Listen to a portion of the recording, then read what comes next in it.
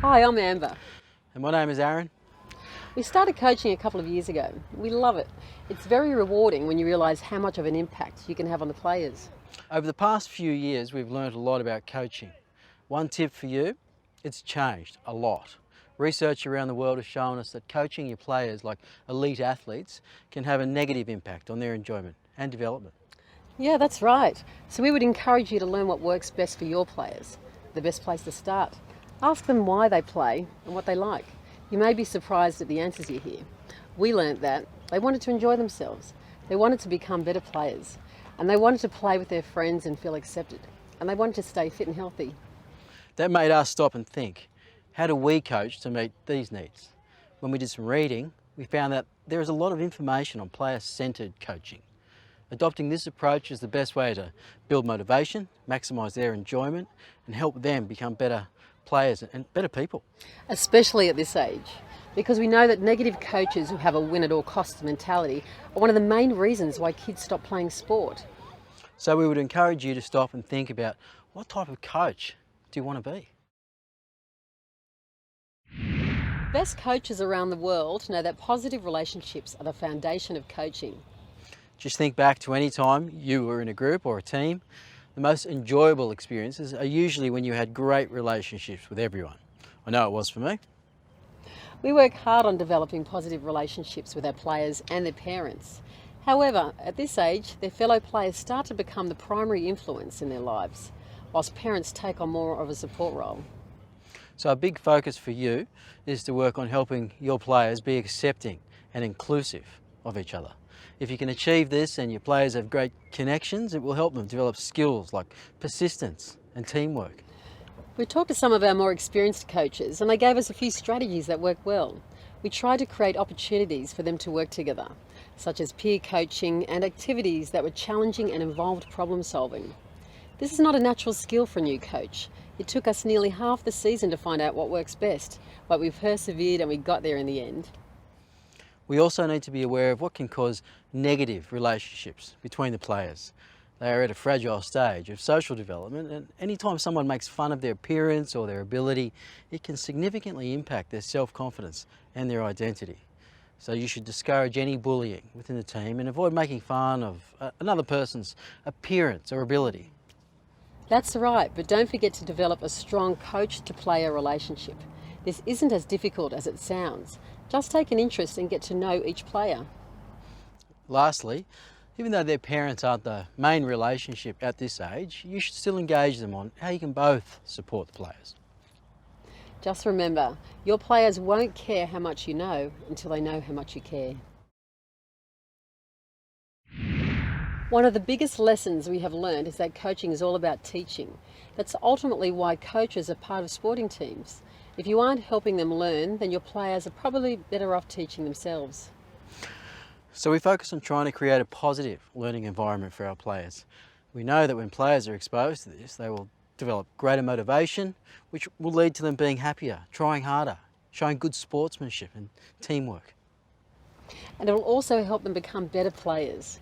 In a positive learning environment, there is a big focus on individual improvement, problem solving and learning through games. Unfortunately, we see coaches that think they need to control everything, which we know is the opposite to a great learning environment. These coaches tend to yell a lot, they want to win at all costs, and they don't have the best interests of the players in mind. That's right. So take the time to understand what a good learning environment is. Your players will find it both challenging and supportive. When you are planning your season, it is important to find people who can help you. Doing everything as a coach is very challenging and can take you away from focusing on what's important. So we thought we would give you an idea about who can help you and what they can do. You should try and engage people who share the same vision and philosophy as you. Firstly, a team manager. It's really important. They can help you with all the administrative duties that come with the team. This will help you focus on coaching. We also have a few trainers that help us out.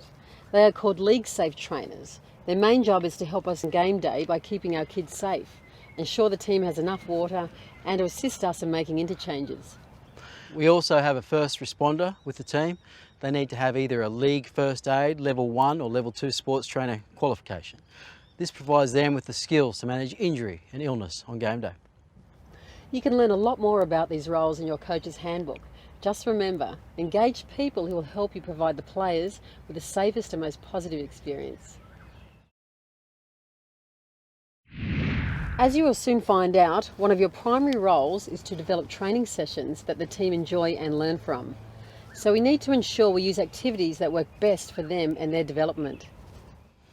This was pretty challenging because our players have different levels of motivation, ambition and ability.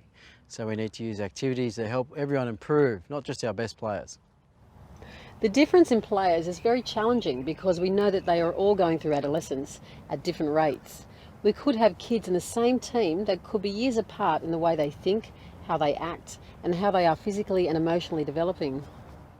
So we thought we could share a few ideas with you that work for us. We focus on activities that were game-like and enjoyable. Your players need to practice what they see on the weekend, so try to avoid too much repetitive activities where they aren't challenged. And don't worry if it looks messy, this is when learning really occurs. That's right. But you need to make sure there is a balance. There will be times when you need to practice something in a really controlled environment.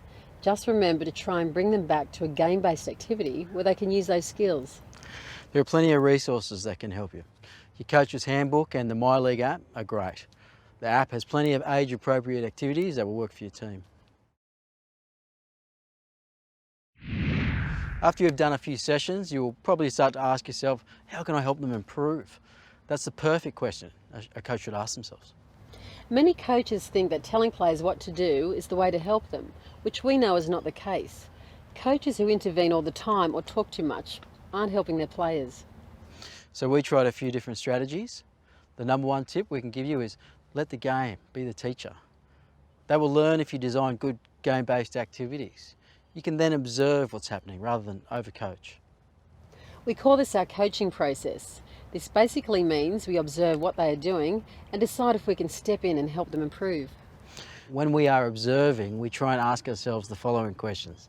First, are they safe, engaged and enjoying the activity? Then, do we have the challenge level right? If they are under or over challenged, they aren't really learning. And lastly, can I help them with a question or some feedback? If we answered yes to everything, we step back and let them play. If not, we step in. Just make sure you only do this when you think it will really help. Too much instruction doesn't work. If you do decide to step in, this is what we find works best. You can change something in the activity. We try to focus on the rules of the game, the number of players in each team, or changing the field size. Feedback is great as well. Start by trying to ask them a question. We found that the players learnt better when we did this because they tend to think about the answer. Lastly, you could provide some positive recognition when they try hard and show improvement. This is a really undervalued coaching technique. Most coaches focus on giving feedback when players do something poorly. Make sure you focus on recognising the good things they do. After making these changes, training looked a little messier, but their improvement on game day was a lot better. Game day is no different to training. We are still trying to teach our players and help them get better. In our early days coaching, we tried so hard to control the team and tell them what to do all the time. We also got very frustrated. Sometimes that frustration came out in ways it shouldn't have. But you know what? None of that actually helped the players. It only confused them. So we changed what we did on game day. We focused on how we helped them prepare for the game, what feedback we could provide, and making sure everything was organised. Before the game, we really make sure they are prepared to play. We work with our coaching staff so that the players get ready and do an adequate warm-up. You may also get some time to talk to the players. When you do, try not to overcomplicate anything. Just be positive and helpful. That covers off what we do before a game. However, you also need to think about your role during the game. You need to consider how you help the players, not control what they do. For us, we spend our time focusing on 3 areas. We observe what is happening on the field so we can provide feedback or make substitutions to help our team. We also make sure we are encouraging our players. Games are pretty tough, so make sure you're positive with them. Lastly, look for teachable moments where you can educate your players. Also, we know that there can be huge differences in the growth and maturity of players at this age. You may think a player is not very talented, but they might just be a late bloomer. So give everyone a chance to play and don't be afraid to let them experiment in different positions.